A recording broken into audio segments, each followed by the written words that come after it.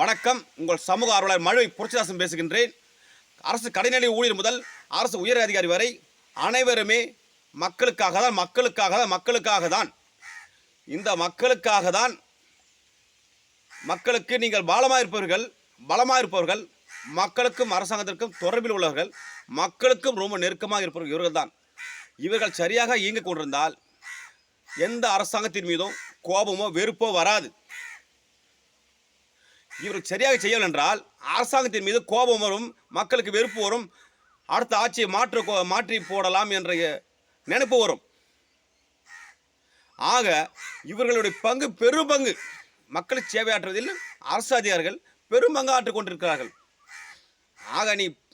ஆக நீங்கள் நேர்மையாக பணியாற்ற வேண்டும், மக்களுக்கு உண்மையாக இருக்க வேண்டும், மக்களுக்கு மனசாட்சியோட நன்றி உணர்வோடு இருக்க வேண்டும்.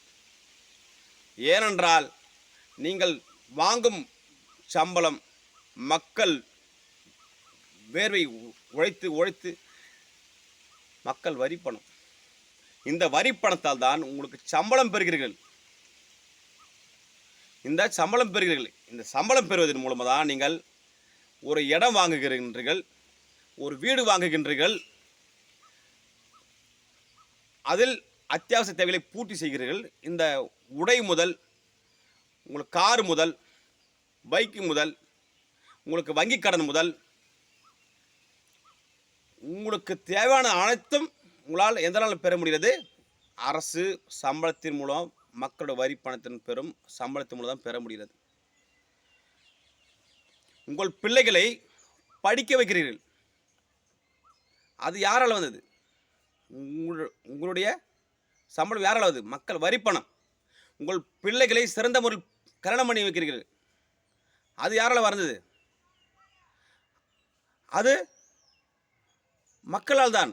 மக்கள் வரி பணத்தை கொடுக்கும்போது தான் உங்கள் சம்பளத்தை கொண்டு தான் உங்களுக்கு அந்த வாய்ப்பு கிடைக்கிறது, அமைகின்றது.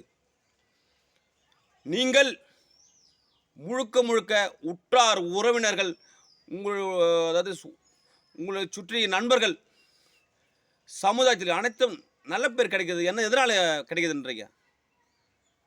சம்பளம் பெறதன் மூலமாக தான் உங்களுக்கு நல்ல பேர் கிடைக்குது. சும்மாவனே உங்களுக்கு கொடுத்துடல. மக்கள் சேவை செய்ய வேண்டும், மக்கள் அர்ப்பணிப்புடன் மனசாட்சியுடன் பணியாற்ற வேண்டும்.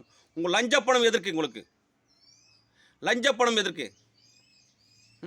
ஏன் ஒரு கர்ம வீர காமராஜர் வாழவே இல்லையா? இன்னும் மக்கள் மனசில் இன்னும் வாழ்ந்துட்டு இருக்காரு. ஏன்னா நேர்மையாக இருக்கிறதுனால அவர் வாழ்ந்துட்டு இருக்காரு. ஏன் ஒரு அமைச்சர் கக்கன் அவர் வாழ்ந்துட்டு இருக்கார் மக்கள் மனசில்? ஏன்னா நேர்மையாக இருக்கார். நல்லக்கண்ணையா இப்போ மறைஞ்சார், அவரு மக்கள் மனசில் வாழ்ந்துட்டு இருக்காரு. எதனால? நேர்மையின் காரணமாக. இது மாதிரி நிறைய பேர் நேர்மை கொண்டுதான் ஒவ்வொருத்தரும் மக்கள் மனசில் வாழ்ந்து கொண்டிருக்கார்கள். அழியாது, காலத்தால் அழியாது, மக்கள் மனசாலும் அழியாது. ஆக நீங்கள் நன்றாக புரிந்து கொள்ளுங்கள். நீங்கள் வாங்கும் சம்பளம் ஒவ்வொன்றும் உங்கள் தேவைகளை பூர்த்தி செய்கிறது, உங்கள் வலியை போக்குகிறது, உங்கள் கடனை போக்குகிறது, உங்கள் அத்தியாவசிய தேவைகளும் வசதி வாய்ப்புகளும் பெற முடிகிறது. அனைத்தும் கிடைக்கின்றது. ஆக இதை மனதில் கொண்டு, மனசாட்சி கொண்டு நீங்கள் நேர்மையாக பணியாற்ற வேண்டும், உண்மையாக பணியாற்ற வேண்டும். அர்ப்பணிப்போடு மீண்டும் மனசாட்சியோடு சேவை செய்தால் இந்த பிரபஞ்சம், உங்களை சுற்றி இருக்கும் பிரபஞ்சம் கண்டிப்பாக ஒரு நாள் நன்மை பயக்கும், நன்மை கண்டிப்பாக கிடைக்கும் என்ற நம்பிக்கையுடன் நீங்கள் பணியாற்றுங்கள். தயவு கூர்ந்து நீங்கள் பணியாற்றுங்கள். கண்டிப்பாக நிச்சயம் உங்களுக்கு வாழ்ந்துக்கான ஒரு அர்த்தம் இருக்கும். இவர் இருந்தார் அப்படின்ற மாதிரி ஒரு நல்ல பேர் கிடைக்கும். ஆக தாங்கள் முடிந்தவளுக்கு நேர்மையாக பணியாற்ற வேண்டும். சரிங்களா?